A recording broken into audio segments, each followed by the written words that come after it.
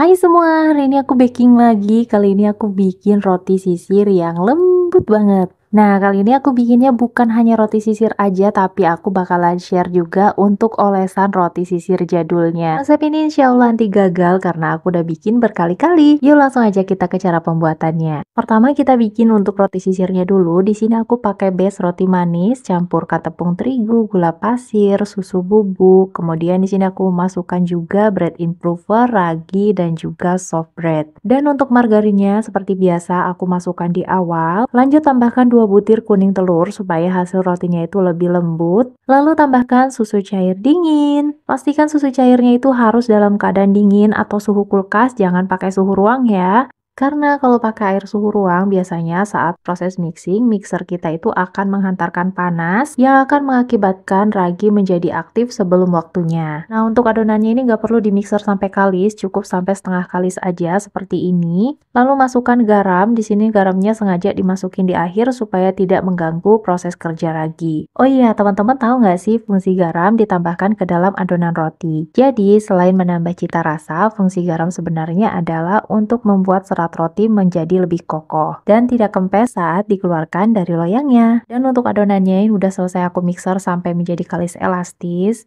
Salah satu kunci keberhasilan bikin roti adalah adonannya kalis elastis seperti ini ya. Tanda adonan roti kalian kalis elastis ketika direntangkan dia nggak akan mudah sobek dan akan membentuk window pane seperti ini. Kalau udah seperti ini lanjut aku mau potong, timbang, dan juga rounding. Jadi nanti di proofingnya kalau udah selesai di rounding ya. Dalam pembuatan roti, setiap orang memiliki teknik dan cara yang berbeda-beda ya. Biasanya ada yang selesai di mixer langsung di proofing, nanti baru dipotong dan di rounding. Kalau aku lebih suka kayak gini, jadi langsung dipotong, timbang, kemudian dibulat-bulatkan seperti ini. Jadi nanti ketika selesai di proofing tinggal dicetak, lanjut final proofing. Jadi kerjanya cuma 2 kali aja. Nah, ini adonan yang sudah selesai aku cetak tadi, mau lanjut aku proofing aja selama 30 menit sampai adonannya itu mengembang. Setelah mengembang, ambil satu buah adonan, kemudian ini digilas. Gilas memanjang seperti itu, kemudian ini di bagian pinggirnya juga kita gilas supaya dia membentuk kayak lebar gitu loh guys. Nah, kalau udah jangan lupa ini dibalik ya, yang bagian tidak ratanya itu ada di bagian dalam, kemudian dilipat dan diratakan di bagian pinggir-pinggirnya seperti itu.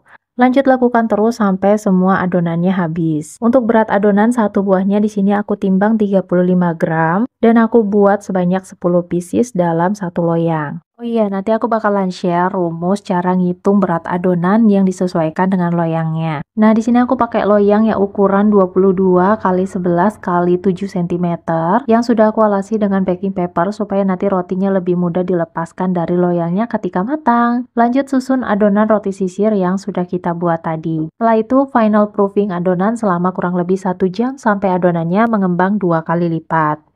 Nah, ini setelah 1 jam di proofing ya teman-teman, dia udah mengembang 2 kali lipat. Sebelum dipanggang di sini aku mau olesi dulu dengan susu cair supaya warnanya nanti lebih cakep. Selain membuat warna jadi lebih cakep, ternyata susu cair ini bisa menambah aroma dan juga rasa yang lebih kaya.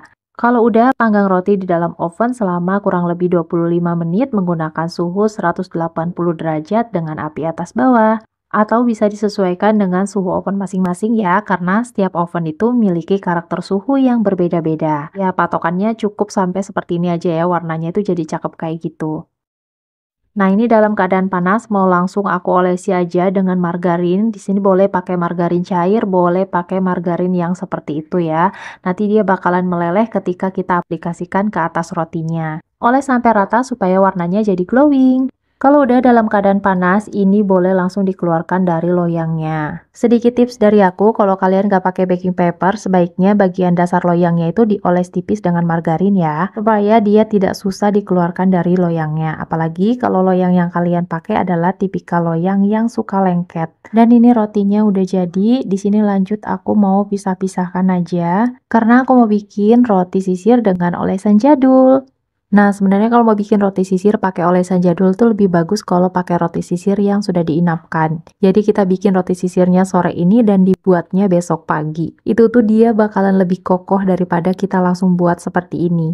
Tapi ya udah nggak apa-apa daripada aku nunggu besok lagi, jadi aku langsung aja bikin sekarang. Nah, ini untuk roti sisirnya teman-teman bisa lihat di bagian dalamnya itu seratnya itu bener-bener halus. Sebenarnya ini dimakan pakai selai aja udah enak banget. Tapi supaya lebih enak lagi kita bikin olesannya. Pertama kita siapkan dulu untuk margarinnya, jangan lupa simpan di dalam mangkuk yang tahan panas. Lalu tambahkan susu kental manis. Dan terakhir tambahkan gula halus. Kalau udah ini tinggal di steam sampai margarinnya meleleh dan bercampur dengan gula halusnya. Kurang lebih nanti teksturnya bakalan seperti ini. Untuk rasanya tenang aja, ini nggak terlalu manis karena nanti di bagian atas rotinya aku bakalan kasih taburan gula pasir juga. Oles setiap permukaan roti sampai dengan rata. Kalau suka di bagian bawah rotinya boleh diolesi juga ya. Tapi kalau aku lebih suka di bagian atasnya aja yang diolesi, jadi di bagian bawahnya itu polos. Terakhir sebelum dipanggang di sini aku mau kasih gula pasir supaya rasanya lebih balance, manis gurih gitu. Jadi ketika dimakan nanti ada kres-kres dari gula pasirnya. Terakhir oven menggunakan suhu 180 derajat api atas saja sampai warnanya cakep. Nah, proses pembuatan rotinya cukup sampai di sini aja. Sampai ketemu di video yang lain. Bye bye.